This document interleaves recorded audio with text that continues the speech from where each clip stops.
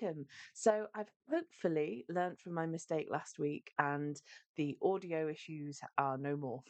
This week I'm looking back at everything that I made in January. I did have the first week of the month off, so going forward I need to keep in mind that I was probably a bit more productive than I will be in other months throughout the year where I don't have time off. In the doobly doo, I will include any links to patterns that I have either bought or that I know where to get them from.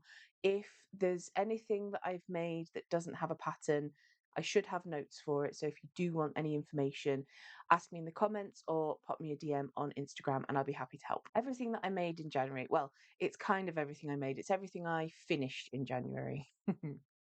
So the first thing was this lovely green and purple cardigan. The pattern I based it off is one that I've used a few times, which is the Granny Octagon by Drama Crochet. I'm really happy with how this came out, but the only thing I have an issue with, the starting row here is a lot thicker than the other ones because I was doing 2 rows of each colour and then swapping it round. But I started out with one round and then a second round, but it looks like it's four. So if I make anything stripy like this again, I'll bear that in mind and just do 1 row in the starting colour and then go to 2 rows after that so it looks even throughout. Even that though, I don't think that's too jarring when I'm wearing it. Most of the time I'm sat down anyway, so you won't see the back of it. This is a pair of fingerless gloves that I whipped up to wear when I went to visit the zoo with my brother, sister-in-law, and niece, and also my other half as well. Because I knew it was going to be chilly. I wanted something just to keep my hands and my wrists warm. My hands were still quite cold, so I did wear a normal pair of gloves underneath them, but they worked really, really well. I don't have a pattern for this, but if you want to make them, the notes are there. I basically did a granny square that was big enough to go around my hand. And then I used a single crochet to crochet 2 edges together. I left a gap for the thumb, which was about 2 of the 3 DC clusters. And then I added another couple of rows at the bottom just to give it a bit more length on the arm. And then that was it. So if you can do a double crochet, a chain, and a single crochet, you can make these. If you can do a granny square, you can make these, and they can work up quite quickly as well, especially if you're using an Aran or a chunky yarn. It's even quicker to work them up. The only downside is that they do have holes in, so if it is very cold, they're good as an extra layer over an already existing layer. This is a like a snood that I made out of the same yarn as that previous pair of gloves. Um, I didn't make this very well. I mean, the making of it is fine, but dimensions I definitely got wrong. I should have done it narrower but longer, so maybe the same amount of yarn, but um slightly different dimensions because that sort of tends to hang open rather than being nice and like keeping the warmth in. So I might remake that, but it was a really simple one. I couldn't be bothered doing ribbing, so I just did flat knitting for a few rows and then joined it together to make into a tube, and then I knitted all in the round, and then I did the same on the other end. um, and it worked quite well. It's a good lazy way of doing it so that it doesn't curl up if you're just doing it in the round. So this is a nice big blanket that I made out of a lot of the yarns that I had left over from making stuff for our niece for Christmas. I did buy the black yarn to do the outsides, but I will use black yarn for other stuff. So what I've got left over won't go to waste. Um, I'm really happy with how this turned out. I purposefully went for the stripy look. I did have to concentrate very hard to make sure that I got all the squares in the right order. I drew a little chart out and everything so that I could make sure that it didn't skip or go in the wrong place. I used the continuous join as you go method on this one. It's when you use a different yarn to go around all of the squares to join them together. I will put the link to the tutorial for that in the doobly doo because I think it's a really, really good skill to learn if you're doing crochet and you want to do granny square blankets, or if you want to connect anything really. Like my most common application is for granny square blankets. However, you can use it for a myriad different things. Once you know how to do it, you can apply it to a lot of different stuff with crochet. This blanket, along with some others, has been donated to a charity sale that my work are doing to raise some money in February. I think that's happening this coming week actually. So I will be checking that out to see if there's any bits that I want to buy. And I'll try not to buy my own blankets back because I think that would probably be a bit silly. This is another blanket that I made for the sale. So this one's slightly different. I really like the colours of this yarn. It gives me pigeon vibes because it's like purple and grey, and then I also added that green in because there's nice greens in pigeon colours as well. So this is a bit of a more simple granny square blanket. What I did was I did 4 big panels rather than lots of smaller ones, and I joined them rather than the continuous join where you use a different yarn to join them all together at the end. I joined these on the final square, so there's no sort of extra rows between them. Then I did a few rows around the outside just to kind of neaten it up and bring it all together. It's a bit of a smaller blanket. It's more of a lap blanket, or maybe like an armchair blanket rather than a bed or sitting on the sofa sort of blanket. This is the last blanket that I made for the charity sale at work. I definitely over purchased on the yarns because I've made 2 blankets, 2 fairly large blankets, and I'm also working on this, which I'll talk about in a bit, using up the colours that I bought for stuff for the niece for Christmas. I have learnt a lesson in over purchasing, so that is, I've learnt my lesson. Hopefully. We'll see. So this one, I used the 2 different join as you go methods. So to join the 3x2 panels, I joined these on the final row of each colour was joined to the next one. And then when I'd made all of the panels, I then joined them all together using the continuous join as you go with the black yarn. And I think it works out quite nice. Although personally I prefer the look when you've got like if you've got the black there, that it's around all of the squares. So I think if I do another blanket, I'll probably stick to the sort of the crochet join as you go situation, but with every square rather than in panels. I mean, it doesn't look bad, but I prefer the sort of the black border around everything. I quite like the way it looks. So this is another snood that I made. I learnt my lesson from the mistakes I made in the other one, and I made this one a lot narrower and a lot taller. And as you can see in the picture, it does give that nice snuggliness. I might have made it slightly too tall, but I suppose I can always fold it over and stuff like that when I'm wearing it. So it works out. It's very warm. It's very cozy, and knowing my luck, the weather will just get warmer now, and I won't actually have the opportunity to wear it properly. This is something I saw. Apparently, it's gone viral, but I saw a couple of pictures of people having made these like jester hats. So it's like a granny hexagon. So like you're making the granny hex cardigan, but you only make one, and you fold it so that you've got 2 sides together on either side, and then 2 sides open for the head to go in. And then if you can see in that picture, it kind of flops nicely behind. I added these key rings in to give it a bit more weight. I meant to take the chains off, but I forgot. But it kind of looks a little bit like their ears with earrings on, I suppose. Um, but I wasn't sure whether I wanted to make like um, pom poms or something to put on the end. I am going to do something with it because I think it looks a bit too earsy as it is, and I want it to very much be jestery. Oh, I could get some bells and put those on the end, although they might annoy me if I'm wearing it out in public. But yeah, I wanted to make it to see if I could, and I can. So I probably won't make another one, but if I was to make another one, I know it's quite simple. It's quite handy. I did try having a go at making a 3-pointed one, but it didn't look right. It didn't turn out properly.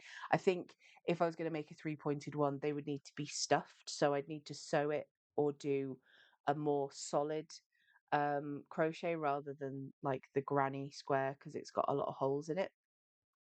So that's something for me to consider for the future if I fancy doing that. Then I made a bunch of the phone wrist straps. I really like these because they are good for just sort of playing with. I don't know if you'll be able to hear this if I play with it near the mic, but I got some glass beads for Christmas and I wasn't 100% sure what I wanted to make with them.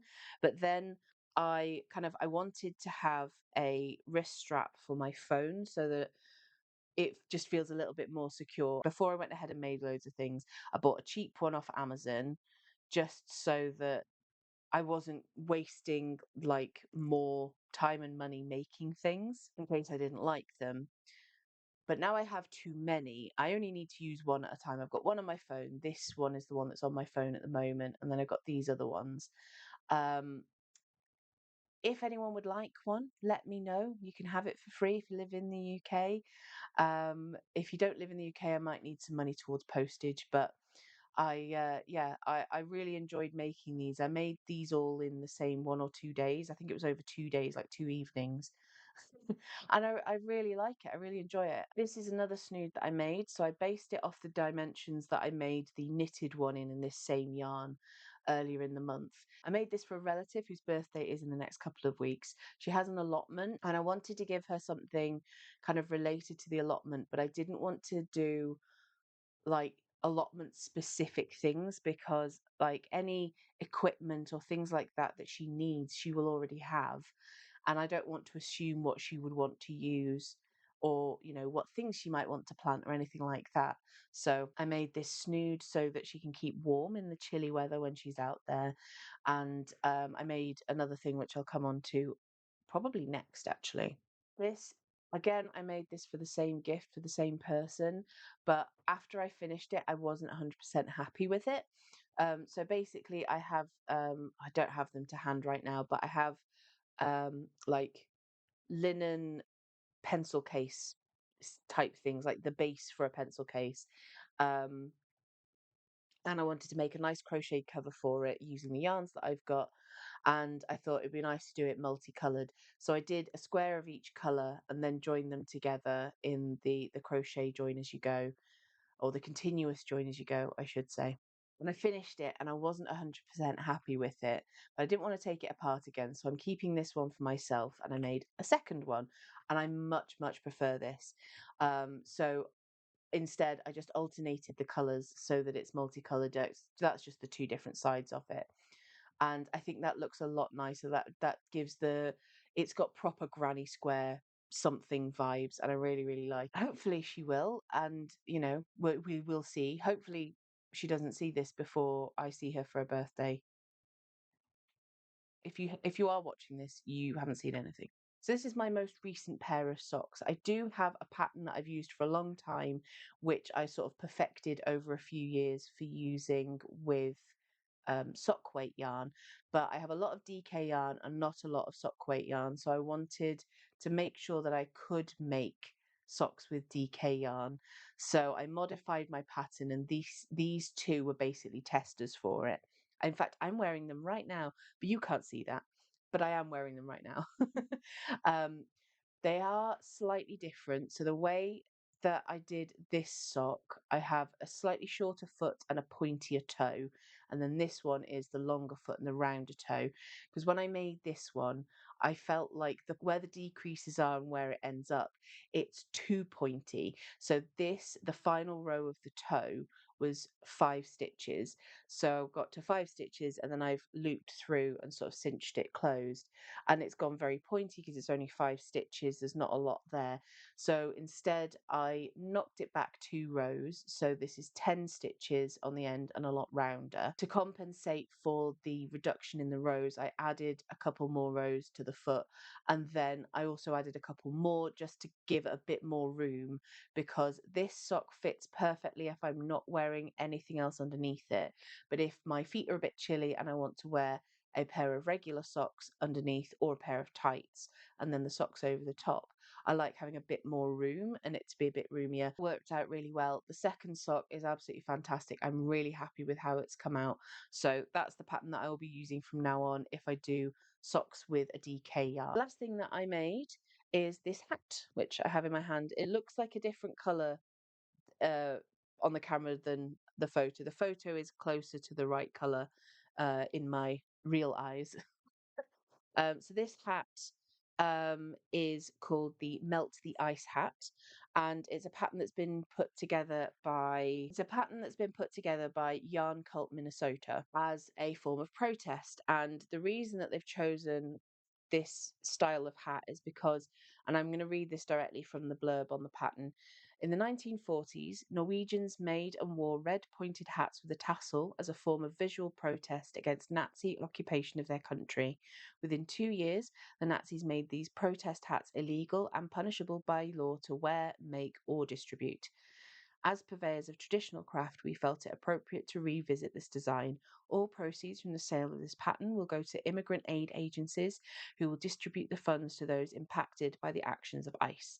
So, I'm not going to go into it in too much detail. If you have been on the internet in the last few weeks, few months even, you'll know the kind of impact that is being felt in America at the moment. If you do buy this pattern, then it costs $5. And as mentioned there, all the proceeds for the sale of the pattern will go to help people who've been affected by the actions of ICE. There is a knitting version and a crochet version. I've not tried the crochet version myself, but I'll put the link to that in the doobly doo alongside with the knitting one as well. Craftivism, or craft as a form of protest, has been something that's happened for a very long time, even longer ago than the 1940s. And I think it's good to keep that kind of thing alive. A lot of people have made this hat. I've seen it quite a lot on Facebook, on the different craft groups that I'm in. So it's nice to see a lot of people getting involved, especially as a lot of people aren't just in America, but all around the world, who can sympathize with the plight that the American people are going through at the moment. So I've got two things that I'm still working on at the moment that I haven't finished.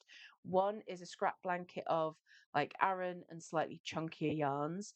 That's going to be a long ongoing project because it's just to use up scrap bits, and I don't have enough to finish a blanket of any decent size anyway in that yarn. So that'll just be adding to it as and when I have the yarns or come across them, because I do have yarn in my stash that's kind of stashed away in places where I don't have direct access to. But when we move house, I will almost certainly come across all the bits that I have forgotten about. Anyway, the other thing that I'm making is this. So it might look a little bit like a turtleneck jumper, but it's going to be a blanket slash poncho with a neck. So I got the idea on TikTok. I came across Off the Chain with Jack over on TikTok. He's also on YouTube, so I will tag him below as well. And he'd made this thing. I don't know what to call it, poncho blanket, wearable blanket, whatever it is. He'd made this thing, and I thought that is absolutely brilliant. And I have yarn that I need to use up. So I wanted to figure out how to make it. I think he said he may very well do a pattern for it in the future. So I'm not going to over explain it, but basically, it's a neck hole, and then you do a granny square until it's the size you want, and then make like a hand hole so that I can sit and have my hands free to do crafting or whatever, or pull the hands in. It's just a big blanket to keep you cozy. He was kind enough to ask a question that I had about how he made his over on his TikTok. So that got me started with it. But like I said, I'm not going to over explain it because if he's going to do a pattern, I don't want to take any of the credit for that. Um, One thing I wish I had done differently when I started it, I wish I'd made the ribbing longer because it's a bit tight. It's not, well, it's not tight, but it's not got as much room as I would like for my preferences. But I also wish that I'd made it shorter because it's uh it's a bit long. Even if I half it, it's still a bit too long, but I can double it. It's not too bad. I've got options, and I can always kind of stretch it out and try and block it wider if I want to, as long as it's not so wide that it slips off my shoulders. That's the main thing. But yeah, this is going to be a much longer project because it's only about to my belly button at the moment, and I want it to be a lot bigger than that. But I don't think I've got enough in my leftover yarns to finish this yet. But I use DK yarn a lot, so it's likely to be able to be added to fairly regularly. And then when it's big enough, I will go into it in a bit more detail. And if by that time, Off the Chain with Jack has made a pattern, then I will link to that one so that you can follow his pattern, which will be much better than my explanation probably will be. So thank you for watching if you've made it this far. If you'd like to find me elsewhere, the link to my link tree is in the doobly doo. Bye for now.